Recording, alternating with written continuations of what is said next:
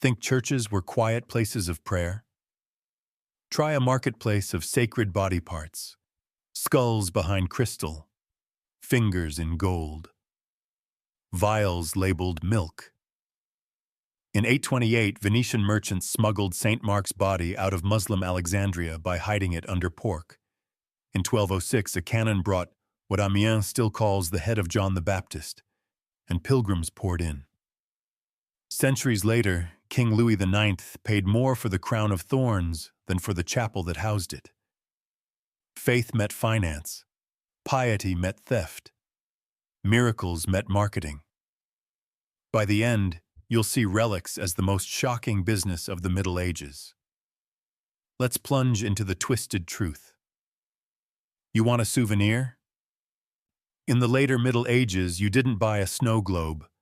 You bought power condensed into metal and bone. Pilgrim badges, ampulli, slivers, and shreds. Proof you'd touched the sacred, and a portable ad for the shrine. Numbers don't lie. At Regensburg in 1520, the church sold over 120,000 badges after running out the previous year. People reportedly wept when the stock was gone. Imagine a Black Friday for holiness, except the checkout line ends at a reliquary. The badge on your hat wasn't just swag. It said you had been close to miracle-working matter. And it shouted which saint you were now under contract with. That visibility drove traffic. It also built whole economies: inns, bakers, roads, hawkers, the Christchurch badge, the scallop of Compostela, the Becket ampulla. Tiny things with huge margins. Today we call this branding. Back then, it was grace you could pin to your cloak. But the real horror was still to come, because supply never met demand without a little help. You thought theft was a sin? Watch this. Medieval Christians coined a term for stealing relics: furta sacra, holy theft. The logic was breathtaking. If the heist succeeded, the saint must have approved. Patrick Geary shows how hagiographers rewrote capers as translations, saint-guided relocations that conveniently enriched a new town. Conquest, 9th century. A monk embedded himself in Agen for years, waiting, watching, and then carrying off the child martyr Saint Foy's bones to his abbey. Overnight, a sleepy valley became a magnet for pilgrims, miracles, and money. Not a burglary, a blessing.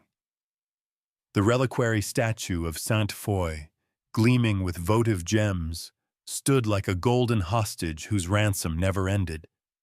We're used to corporations relocating headquarters for tax breaks. Conquest relocated heaven for foot traffic, and the ledgers glowed. But even that sanctified burglary looks quaint next to the Venetian job that rewired an entire republic's identity. Legend says the customs officers gagged at the smell. Two Venetian merchants, Buono and Rustico, swapped St. Mark's body for another corpse, packed the evangelist under slabs of pork and greens, and slid the basket past Muslim inspectors who wouldn't touch pig flesh. January 31st, 828, Venice won a patron saint and a brand. Mosaics on San Marco's facade still show the dirty work: the wicker, the meat, the recoiling port guards. The story's purpose is naked.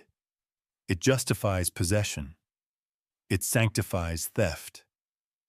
It bankrolls a city, so Venice turned a corpse into a constitution.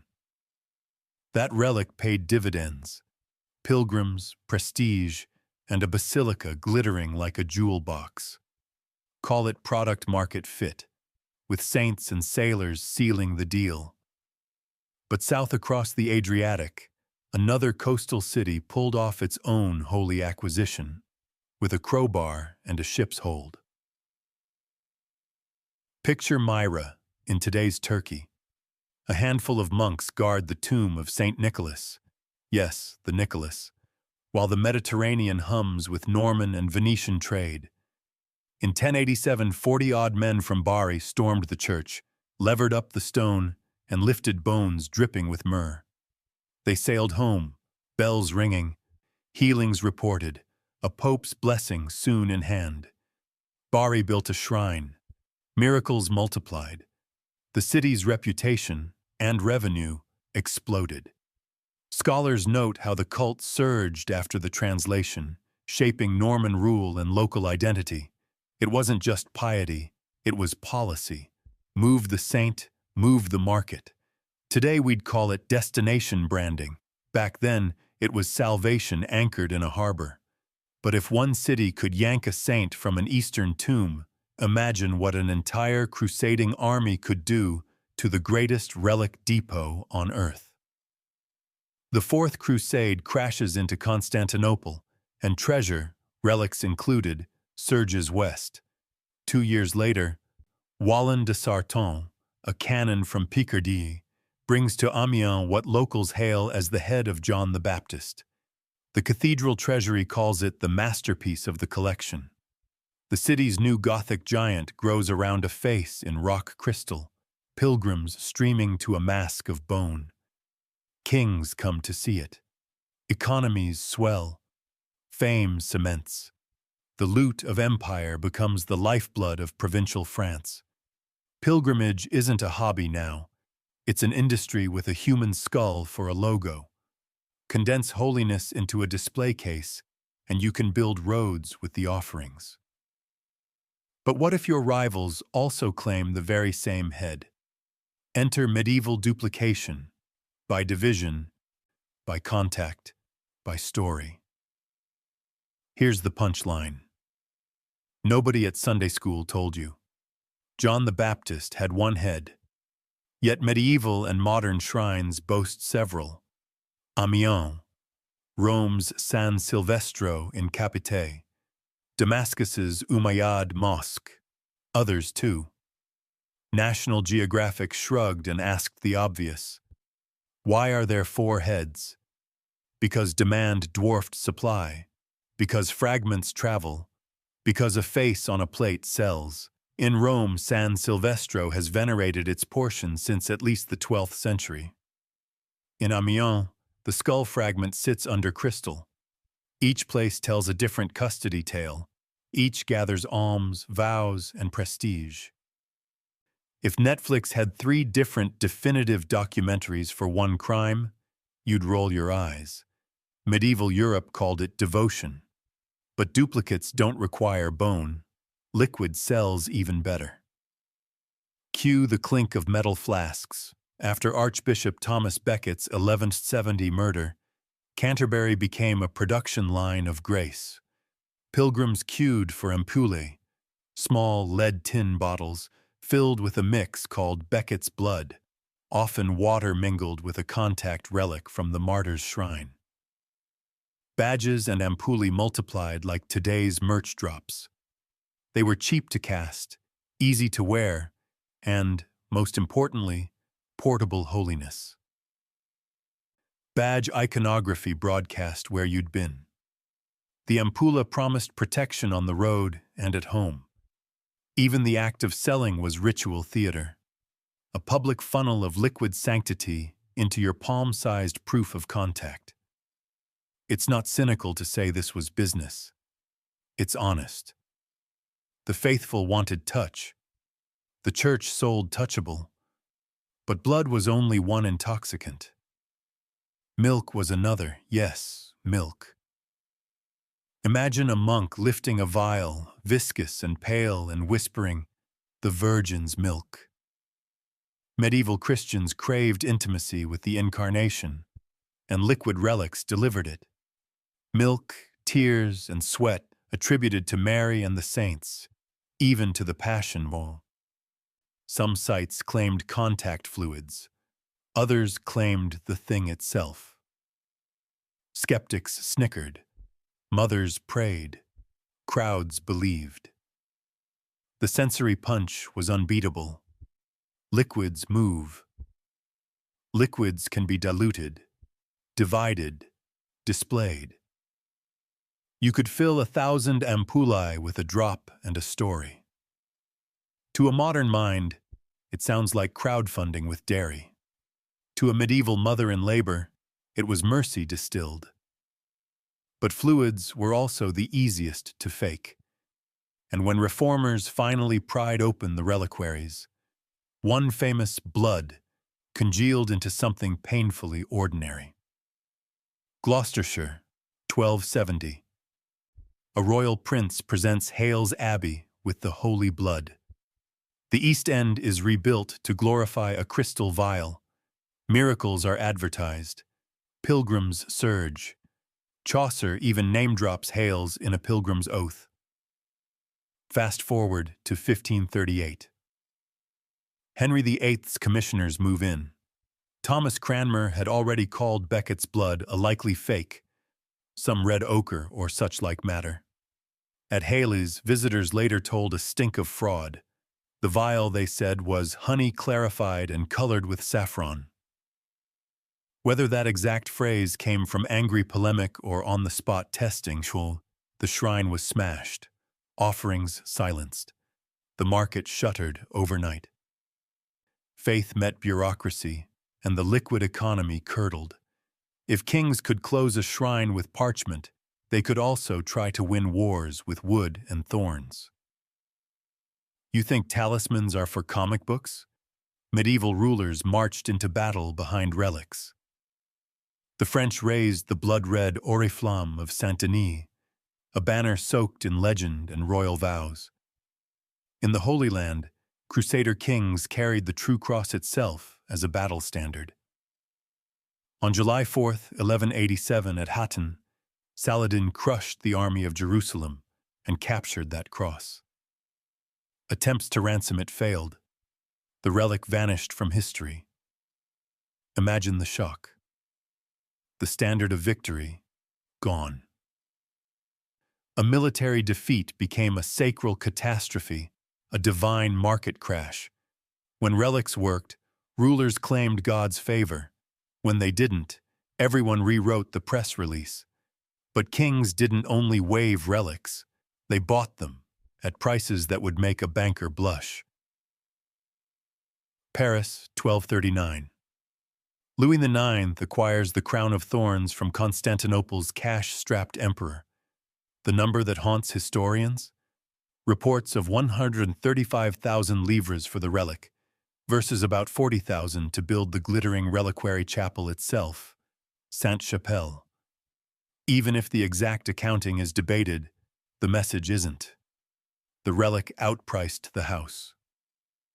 Louis processed barefoot in a simple tunic, cradling the thorns as if France's future hung on the circlet. Because it did. Possessing the passion meant possessing legitimacy. The chapel's stained glass glowed like a jewel box custom-made for a single object, a royal safe for the economy of grace. But while kings counted livres, bishops and popes wrestled with control. How do you authenticate a world awash in pieces of holiness? By the 13th century, councils and bishops tried to tame the market. New relics needed authentication. Display outside reliquaries was restricted, yet the loopholes were built into devotion. You didn't need a saint's bone to share a saint's power. You could touch cloths to tombs, dip ampullae into water made holy by proximity, slice a big bone into many small ones, and, presto, generate supply. Monasteries guarded bodies with iron grills and sealed shrines. Thieves answered with bribes, disguises, and nighttime visits. The market adapted. It always does. Today we talk about scalability. Medieval churches were already there, scaling sanctity through contact, fragment, and story. But nothing scaled holiness faster than a great heist told well, and Europe had more heists to tell. When Latin crusaders ransacked Constantinople, they didn't just take gold, they took narrative capital. Reliquaries packed with the essentials of salvation crossed the sea and seeded new treasuries. Paris, Venice, Bruges, Amiens, Chartres. These weren't trinkets. They were magnets. A pilgrim didn't simply donate. They ate, lodged, bought candles, hired guides, purchased badges, carried home oil and water. The money radiated outward to stonemasons, glassmakers, and ship owners. A shrine was a startup. The relic was the IPO. Think of Amiens building a Gothic giant around a face on a plate. Think of Bruges parading the holy blood every year to renew its brand. These processions were marketing, but they were also memory, the city telling itself who it was. And then came the killjoys with ledgers and injunctions. Long before Henry VIII, skeptics mocked the chaos. Erasmus rolled his eyes at a Europe where a single saint's arm seemed to reach 10 countries at once. Lollards had preached against shrines for a century. But in 1538, the English state got surgical. Royal injunctions targeted superstition. Commissioners inspected blood and bone. Cranmer urged testing Becket's blood, and Halley's bled saffron in the telling. Shrines fell. Pilgrimage revenue dried up. Cities lost their sacred anchors. Some relics were hidden, others were smashed, others lost. The market didn't die everywhere. Catholic Europe kept parading. But in England, at least, a retail empire of grace collapsed in a season. Yet despite the bonfires, the desire that built the market, intimacy with the holy, never went away. Here's the real twist. Relics weren't only about cash. They stitched heaven to earth. A bone says a person once hurt, healed, bled, believed. Pilgrims reached for that nearness. Rulers reached for that legitimacy. A city with a famous relic had a hotline to God and a pipeline to gold. That's why Venice risked a scandal for St. Mark, why Bari broke a tomb for St. Nicholas, why Louis IX emptied a treasury for a circlet and built a glass reliquary as a throne for his kingship. That's why 4 heads of the same prophet could attract 4 different flocks. In each place, faith, fraud, and finance braided together until you couldn't pull one strand without tearing the whole rope. But now, knowing the price tags and the pickup trucks full of pork, what do we do with the yearning underneath? Imagine the smell of the shrine. Beeswax, sweat, damp wool, incense burning down to ash. Somewhere behind iron, bone glows in rock crystal. A monk holds a vial to the light. A merchant counts coins. A mother pushes a child toward the reliquary and whispers, "Touch." That's the medieval relic market in one image. Flesh and money, gold and tears, stories and stone. From Venice's pork trick to Bari's levered tomb, we watched saints move like high-value cargo. From Constantinople's vault to Amiens' treasury, we saw how plunder became piety and piety became profit. From Becket's ampulla to Hales's honey and saffron, we watched liquid holiness pour and curdle. From the oriflamme's blood-red flutter to the true cross lost at Hatton, we saw talismans weaponized, then broken. And from Louis XIX's balance sheet, we learned a simple, outrageous truth. Sometimes the relic costs more than the house built to hold it. It's tempting to sneer, to say the Middle Ages were duped, to call it a grift. But look closer. The people who lined up at shrines weren't stupid. They were desperate, hopeful, grieving, sick, grateful. They wanted nearness, a token, a sign that the distance between God and their body could shorten for a heartbeat. The church, for better or worse, offered that nearness as a thing you could approach, kiss, buy. Where? Did frauds flourish? Absolutely. Did saints become revenue streams? Unashamedly.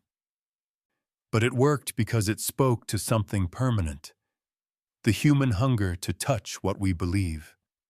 And rulers? They understood the math. A relic didn't just bring pilgrims, it braided the king's name with a holy story. Louis IX walked barefoot with the crown of thorns because it crowned him. Venice declared St. Mark its patron because the body sanctified the state. Bari's bones of Nicholas welded a Norman port into a pan-European beacon. Even when relics failed, when the cross vanished at Hatton, their disappearance wrote history. Loss became lesson. Defeat became penance inked across a continent. If the medieval market for sacred flesh feels alien, ask yourself what you chase now. We line up for concert wristbands. We pay more for a sneaker if it briefly touched an athlete's feet. We frame a jersey as if it held a trace of breath. We drink miracle supplements and post photos from holy destinations to prove we were there. The relic market didn't die. It rebranded. We still bless matter with story and buy the blessing back. Here's the deeper takeaway. Privacy and choice are luxuries. The medieval poor couldn't summon doctors or therapists on demand. They had shrines, they had bones, they had a vial. When you see a lead ampulla stamped with a martyr's sword, don't just see a trinket. See a tool for surviving a world of plague, violence, and famine. See a bet that the universe noticed their suffering. The relic trade exploited that bet. It also made it bearable. So, what lingers? Cities still tell stories with objects. Museums display reliquaries without the prayers, but with the same awe. Cathedrals still parade. Skeptics still scoff. Believers still press their foreheads to glass. We've learned to ask hard questions about authenticity, exploitation, and harm. Good. But the most haunting question is about us. Which of our modern customs will look like saffroned honey to the future? Which treasured tokens will our descendants condemn as scams? And which will they understand? Because they'll still be reaching for touch. Comment the part that shocked you the most. Subscribe for more brutally honest history. Like if you're glad you weren't born in the Dark Ages.